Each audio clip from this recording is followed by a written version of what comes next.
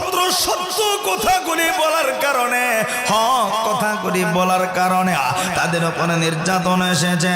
এ বন্ধু, সাহাবা একরামের জিন্দেগির দিকে যদি তাকায় দেখে না, শুধুমাত্র কালেমাটা পড়ার কারণে, সত্য বলার কারণে, এক আল্লাহ বলে স্বীকারোক্তি দেওয়ার কারণে তাদেরকে বানের উপরে শোয়াইয়া, কারো শরীরে বল্লম মারিয়া, কারো কল্লা ফালাইয়া দিয়া দুনিয়ার জমিনে নির্যাতন করেছে। বন্ধু, আবু জেহেল বারবার শুধু বলে মুহাম্মদ রে দুনিয়াতে রাখবো না, মুহাম্মদ রে মেরে ফেলবো। এই কথা যখন বলে বলে বেড়ায়, একদিন তার মুরিদদেরকে নিয়ে, শাগরেদদেরকে নিয়ে একটা জায়গায় বসে। এমন সময় আবু জেহেল ডাক দিয়া কইরে, আমি একটু জানবার চাই, মুহাম্মদ কি তোদের সামনে তার আল্লাহর সাজদা দেয়নি? মুহাম্মদ কি কালেমা পড়েনি? যুবক ভাইরা, আমার বগুড়া শেরপুরের ভাইরা, আমার পর্দার আড়ালের মারা, এমন সময় তার কাজ মুরিদরা ডাক দেয়া গয়, নেতাজি অবশ্যই মুহাম্মদ তো সাজদা দেয়া। এমন সময় কয়, তাই দেখি তোরাই কিছু বলস না, তারা কি তোরা বাধা দেস না? কই না না, আমাদের সাহস হয় না, আমরা তারে বাধা দিতে পারি না। যুবক ভাইরা, এমন সময় আবু জেহেল রাগান্বিত হইয়া ডাক দিয়া বলতেছে, আমি দ্বারা দেখতেছি এই মুহাম্মদরে যদি আমি কোথাও পাই, চিরতরে মুহাম্মদরে বিদায় করে দেব, এই মুহাম্মদের কল্লা ফালা দেব, মুহাম্মদরে দুনিয়ার জমিনে আমি রাখবো না। যুবক ভাইরা, এর ভিতরে কথাটা বলতে বলতে হঠাৎ কইরা দূরে তাকা দেখে রে মুহাম্মদ নামাজে দাঁড়ায় আছে। মুহাম্মদ সাল্লাল্লাহু আলাইহি ওয়াসাল্লাম আল্লাহর কুদরত বায়াসান্দা দে। আবু জেহেলের সামনে ডাক দিয়া বলতেছে, নেতাজি ওই যে যারে মারণের লাগিয়া ঘুরেন, ওই যে মুহাম্মদ দাঁড়ায় আছে, ওই যে মুহাম্মদ সাজদা দে।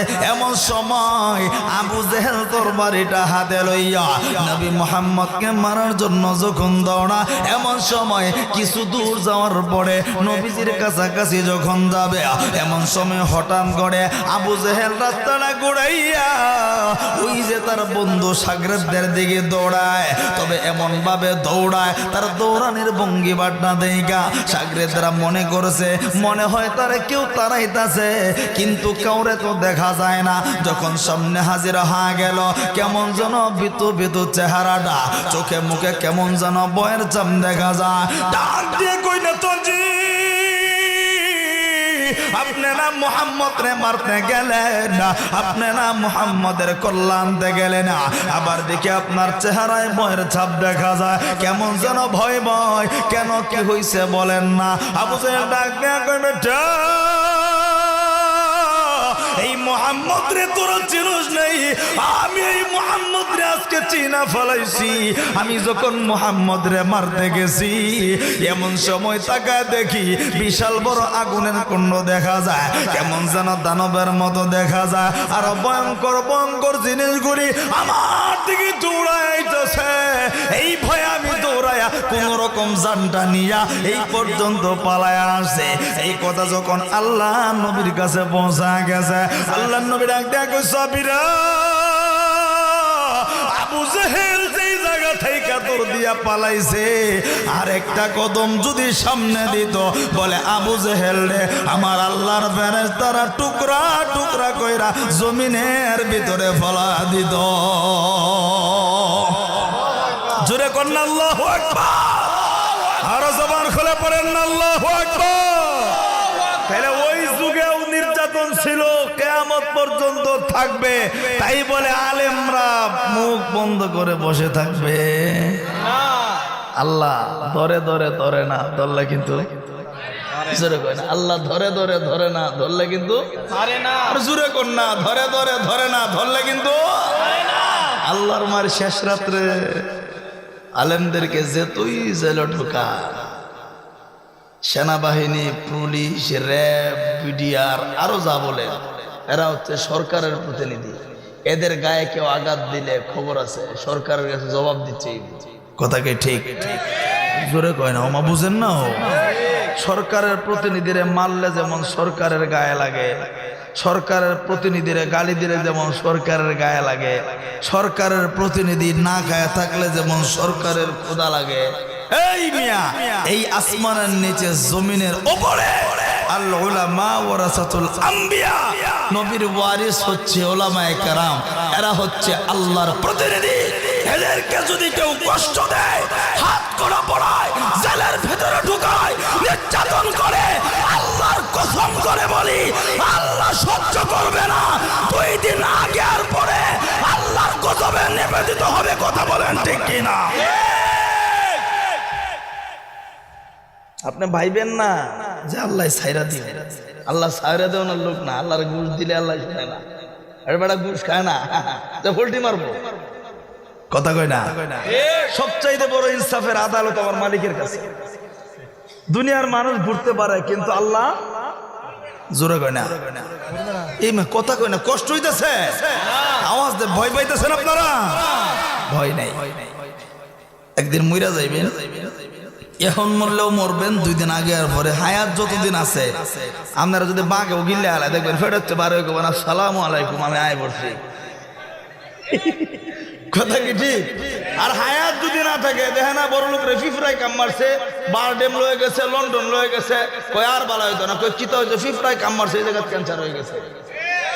আর আমগর বড়র কুদ দুচ্ছে, কুদালের কুপ খায়া ফাও মধ্যে দেয় নাই, গাছ কুত্তুরে ইচ্ছা মারছে, 2 দিন পরে বালা। কথা কয় না? এজন্য হইরা হায়াত মত সবকিছু কার হাতে? জোরে কন্যা কার হাতে? এজন্য সব সময় ভয় করবে একজন আল্লাহকে, যিনি আপনার খালিক, যিনি আপনার মালিক, যিনি আপনার রিজিক দাতা। আল্লাহকে ছাড়া কাউকে ভয় যারা করে, এরা হচ্ছে সমাজের মুনাফিক, ভীতু, ইমানদার হতে পারে না। কথা বলেন ঠিক কিনা? ইমানদার পৃথিবীর কাউকে ভয় করে না। ইমানদার চলবো ওমর ইবনুল খাত্তাবের মতো, যারা দেখা শয়তানে ডরে। আর আম করে দেখা শয়তানে কই দুস্থ শরীরে বালানি, আমি যাই 3 মাসের ছুটিতে, তুমি কাম করো। আমরা হইলাম সেই তালের শয়তানে ছড়ি নেই আমগর কাছ থেকে, দুস্থ কামটা চালাও, আমি গেলাম। আল্লাহ, মুসলমানের সন্তান দেখেন না, চুল যে কাটে মনে হয় যেন শয়তান ফেল। হাতের নখ মনে হয় বাথরুমে গামলা দেয়। গেঞ্জি একটা পড়ছে কুত্তার ছবি, শার্ট একটা পড়ছে বোতাম নাই, প্যান্ট একটা পড়ছে বালাফর, ইরা না, সামনে উসিরা পিছে উসিরা। কথা কোন ঠিক না? আগের মতো শান্তি তো আর এখন পাওয়া যায় না। মানুষ সব পাল্টে গেছে, পাল্টেনি তো জামানা হাই। মানুষ সব পাল্টে গেছে, জামানা ঠিকই আছে, জামানা ঠিকই আছে, মানুষ সব পাল্টে গেছে। কথা বলেন ঠিক না? লম্বা লম্বায় আছে চুল, কানেতেও আছে দল, হাতে দেয় সোনার চড়ি, চিকন ফিতার গড়ি, হেঁটে চলে আঁকা বাঁকা যেন কোন নায়িকা। কাছে গিয়ে দেখি হায় রে পুরুষ মানুষ না, এইটা হইল আঙ্গ পারামিস জড়ি না। হায়াপা, এইটা হইল আঙ্গ পারামিস জড়ি না। হে, আগের মতো শান্তি তো আর এখন পাওয়া যায় না। মানুষ সব পাল্টে গেছে, পাল্টেনি তো জামানা হাই। মানুষ সব পাল্টে গেছে, জামানা ঠিকই আছে, জামানা ঠিকই আছে, মানুষ সব পাল্টে গেছে। কথা ঠিক কিনা? চুলগুলো খাটো খাটো, শর্ট প্যান্ট আটো সাটো, সানগ্লাস চোখে তার যেন কোন জমিদার, সুজুতা পায়ে দিয়ে, কাঁধে এক ব্যাগ নিয়ে, পাঞ্জাবি গায়ে দিয়ে, হাত আছে মোড়ানো, লম্বা ওড়নাটা কাঁধে আছে ঝোলানো, হেঁটে চলে আঁকা বাঁকা যেন কোন নায়িকা। কাছে গিয়ে দেখি হায় রে মাইয়া মানুষ না, এটা কি হিজলা? এইটা হইল আঙ্গ পাড়ার মিস্টার সোহেল রানা। কথা কোন ঠিক কিনা? এরকম সাইজের ফলাফল দেখবেন যখন রাস্তা দিয়ে আড়ে, তার বাপ সাপ দেখলে মনে হয় বই বগুড়া শেরপুরের এমপি তার বোনের জামাই। অথচ যদি জিগান ভাই দুপুরে খাইছস কি লিগা করে সাউন্ড নাই। কথা কি দেখবেন? এটা হইলো শরম বেয়াদব। মুরব্বী দেখলে সালাম দেয় না, তার বাপ সাহেব ছাত্র মুলুকজন বইতারে না। আছে না, আছে না, আছে না? আবার কিছু মুরব্বী দেখবেন খাড়ায়, সকালে চাষটলে ঢুকবো, 1 কাপ চা খাবো, সারাদিন টিকিট দিকে এমনি। আর মনে মনে করবো আহারে মমতাজের যদি ফাইতাম আগের যৌবনটা হারাই গেছে দীক্ষা খালি কোলায়ের ভিতেছি না। এরকম কিছু মুরব্বী আছে না, দেখবেন মসজিদে যাইতো না, শ্বাস চলে আসছে, দাড়িগুলি ফাইকে গেছে, এখনো যদি আপনি মসজিদ না চিনেন আর কবে? আপনার তো মরণের টিকিট আল্লাহ দেখাই দিছে। আমরা জোয়ান মানুষ মনে করি আল্লাহ মানে আরো কয়েকদিন বাঁচায় রাখবে, কিন্তু যার দাড়ি ফাইকা গেছে এর তো আর কোনো গ্যারান্টি আমরা দেখি না। আমরা এই জামানায় দেখি না যে আপনাদের বগুড়া শেরপুরে আছে যে 220 বছর, 120 আছে, 110 তো মনে হয় নাই। তার মানে দাড়ি ফাইকা গেছে 70-80 হয়ে গেছে, মানে মরণে আজরাইল একটা নিচে আর একটা কোনো রকম আছে আর কি। এরপরেও যদি আপনার বুঝ না আসে আর কোন দিন মালিককে চিনবেন? এই জন্য হইরা যুবক ভাইদের প্রতি অনুরোধ থাকবে, সিরা ফ্যান করেন না। উত্তর দিয়ে এমন খাইচ্ছ রেডি, আচ্ছা ফ্যান্ট পড়ছে আড়ু মাডু সব দেখা যায়, দিলে কেমনে চলো? আবার সিরাজও তো বেশি, মাগার দামও কিন্তু বেশি। মঠে তোর মঠের মধ্যে বিলায় প্রস্তাব করছে, রুসিয়া তো খারাপ করে মুসলমানের সন্তান। তুমি যেই পোশাক পরে তুমি মসজিদে যাইতারতা না, যেই পোশাক পরে তুমি মুরব্বীদের কাছে যাইতারতা না, এটা তো সামাজিক পোশাক হইতে পারে না। তবে একটা কথা মনে রাখবা, ইহুদি খ্রিস্টানদের অনুসরণ যারা করবে তাদের হাসর নাসর তাদের হবে, আর মুসলমান আর আলেমদের অনুসরণ যারা করবে আলেমদের সাথে তার অনুসরণ হবে, হাসর নাসর হবে। এই জন্য ভাইরা আমরা আলেমদেরকে অনুসরণ করব, কারণ তারা নাইবে নবী, আহলে হক আলেমের অনুসরণ করব ইনশাআল্লাহ। তো আল্লাহ যখন সূরা লাহাব তাব্বাত ইয়াদা আবি লাহাবি ওয়া তাব, এই সূরাটা যখন নাজিল করলো, এটা নাজিলই করছে আবু লাহাব আর তার বউরে লইয়া। এই দুটার উপর অভিশাপ, অনেক ধরনের কথাবার্তা কোয়া হয়েছে। যখন এটা নাজিল করছে নবীজির উপরে, নবীজি যখন তেলাওয়াত করছে, আবু লাহাব আর তার বিবি যখন শুনতে পাইছে, আবু লাহাবের বিবি কিন্তু খুব রাগী মেজাজে আছে। আমার সমাজে দেখবেন কিছু বেইডেন আছে, বেড়াইন বেড়ান কিচ্ছু বানে না, আছে না কথা কেন আছে না?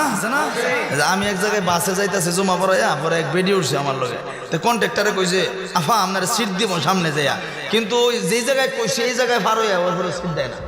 তাই বেডি তো একটু, আমি একটু দূরে, বেডি মনে করেন গরমে কইতাছে ওই যা খালি সামনে তোর খবর আছে আজকাল। বেডির কথা বাসের ভিতরে ভাই, এরকম কিছু বেডি আবুল হাবের স্ত্রী অনেক মনে মনে কইতাছে মুহাম্মদের আল্লাহ আমার গালি দেয়, মুহাম্মদ আমার উপরে বদদুয়া দেয়, অভিশাপ দেয়, এই মুহাম্মদরে আমি রাখতাম না।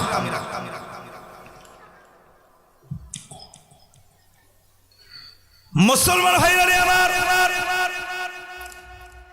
আল্লাহ রাব্বুল আলামিন যখন সূরা লাহাব যখন নাজিল করে দিল, আল্লাহর নবী যখন তেলাওয়াত করে দিল, এই তেলাওয়াত শোনার পরে আবু লাহাব তার বিবি ক্ষিপ্ত হয়ে গেল। আবু লাহাবের বিবি ডাক দিয়ে কই মুহাম্মদের আল্লাহ আর মুহাম্মদ আমার গালি গালাজ করছে, আমার জন্য অভিশাপ দিল, এই মুহাম্মদ রে আমি রাখবো না, মুহাম্মদ রে দুনিয়া থেকে বিদায় করে দেব। যুবক ভাইরা আমার বগুড়া শেরপুরের বন্ধুরা, পর্দার আড়ালের মারা, আবু লাহাবের স্ত্রী ক্ষিপ্ত হইয়া নবী মুহাম্মদ রে খোঁজার জন্য দৌড়ায়, বড় একটা পাথর নিছে, নবী মুহাম্মদের উপরে মারবে, মুহাম্মদ রে বিদায় করে দিবে। এই কথা বলতে বলতে দৌড়াইতেছে, এমন সময় আল্লাহর নবী মসজিদে বসা, সঙ্গে সাহাবী ছিল সম্ভবত আবু বকর। আবু বকর ডাক দিয়ে কই নবীজি, ওই মহিলাটা পাথর নিয়া আপনার দিকে ক্ষিপ্ত হয়ে আসতেছে, যদি আপনার উপর আঘাত কইরা বসে তাইলে তো কিছু করার থাকবে না, নবীজি আপনি একটু লুকায়া যান না। আল্লাহর নবী ডাক দিয়া কয় আবু বকর, চিন্তার কোনো কারণ নাই, পেরেশানির কোনো কারণ নাই, মহিলারে তুমি আইতে দাও। বন্ধু আবু লাহাবের স্ত্রী ক্ষিপ্ত হইয়া আল্লাহ নবীর সামনে চলে গেছে, শুধু খুঁজতেছে মুহাম্মদ কোথায়, অথচ মুহাম্মদ নবী তার চোখের সামনে বসা। আবু বকর তাকায় দেখে এই বেটি কি পাগল হয়ে গেল নাকি, তার চোখের সামনে মুহাম্মদ রে দেখে না, মুহাম্মদ রে দেখেও বুঝি বোঝে না। বন্ধু এমন সময় আবু লাহাবের স্ত্রী ডাক দেয়া বেটা, এই তোর বন্ধু মুহাম্মদ কই গেল রে? আবু বকর কই কি রে, এটা দিয়ে পাগল হয়ে গেছে, সামনে থেকেও যদি না দেখে পাগল কইবেন না, খুঁজতেছে ফায়না ফায়না। যখন খুঁজে যখন না পায় এর আগেই মহিলা জাউনের আগেই আল্লাহ নবী কোরআনুল কারীম থেকে কয়েকটা আয়াত তেলাওয়াত করছে, যার কারণে আল্লাহ তাআলা নবী আর ওই আবু লাহাবের স্ত্রীর মাঝখানে একটা দেওয়াল তৈরি করে দিয়েছে। জোরে কোন সুবহানাল্লাহ। তাহলে ভাইরা ওই সময় নবীদের উপরে নির্যাতন ছিল, এখনো আছে, আহলে হকদের উপরে কিয়ামত পর্যন্ত থাকবে। কথা ঠিক কি না? তবে হেফাজত করবে কে? আওয়াজ দেন না ভাই, আল্লাহর নামটা জোরে নেন। কে? জোরে বলেন, হেফাজত করবে কে? আমরা মুসলমান হিসাবে ভয় করব কাকে? আর জোরে বলেন না কাকে? আল্লাহকে ছাড়া মুসলমান কাউকে ভয় করতে পারে না। আল্লাহ কবুল করুক, বলেন আমিন। আর জোরে বলেন আমিন।